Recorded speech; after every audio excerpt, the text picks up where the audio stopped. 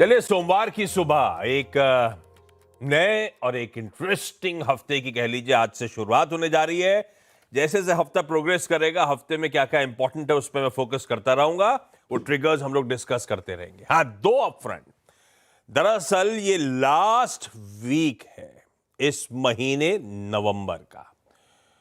तो फिर कल होनी है यानी कि मंगलवार को एनएससी के मंथली कॉन्ट्रैक्ट्स की एक्सपायरी और इसी हफ्ते थर्सडे को बीएससी के सारे मंथली कॉन्ट्रैक्ट्स की एक्सपायरी की तैयारी।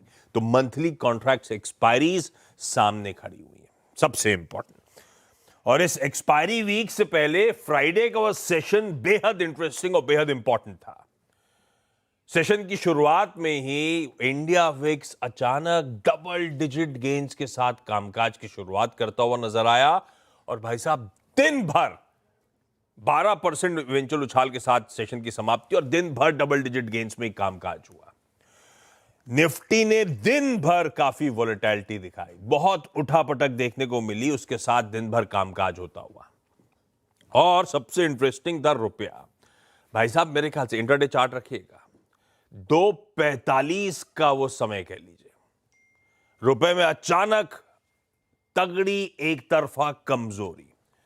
और रुपए की उस कमजोरी के चलते हुआ क्या, निफ्टी जो इंट्राडे में रिकवरी की कोशिश कर रहा था उस रिकवरी पे ब्रेक लग गया और अचानक मुनाफा वसूली। वो आखिरी के 45 मिनट्स वो 2:45 से ही कोइंसाइड करते हुए निफ्टी में भी अच्छी खासी मुनाफा वसूली का दबाव और फाइनली आधे % दबाव के साथ सेशन की समाप्ति होती हुई नजर आई।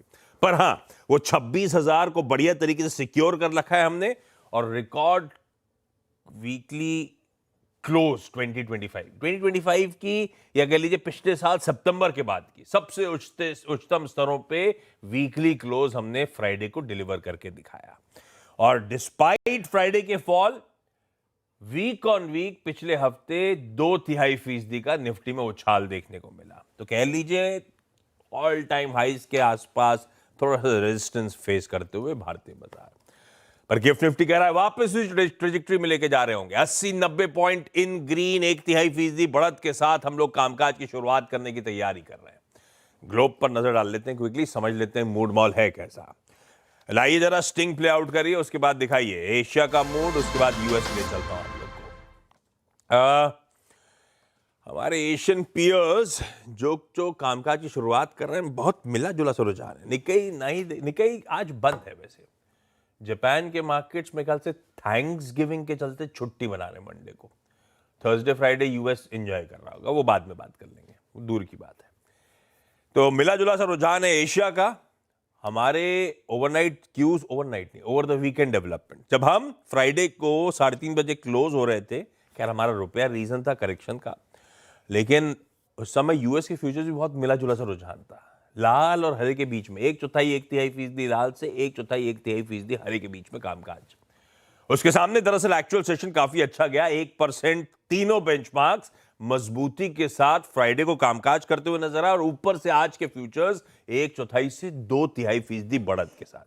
तो कहां वो मिला जुला कामकाज, कहां उसमें एक तरफा 1% का एक्चुअल सेशन और ऊपर से फ्यूचर्स मजबूत।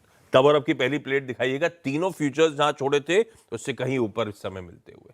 तो गिफ्ट निफ्टी सही कह रहा है, हम हरे, अगर सिर्फ यूएस की क्यूज देख रहे हैं तो बढ़िया हरे में हमारी शायद शुरुआत होनी चाहिए।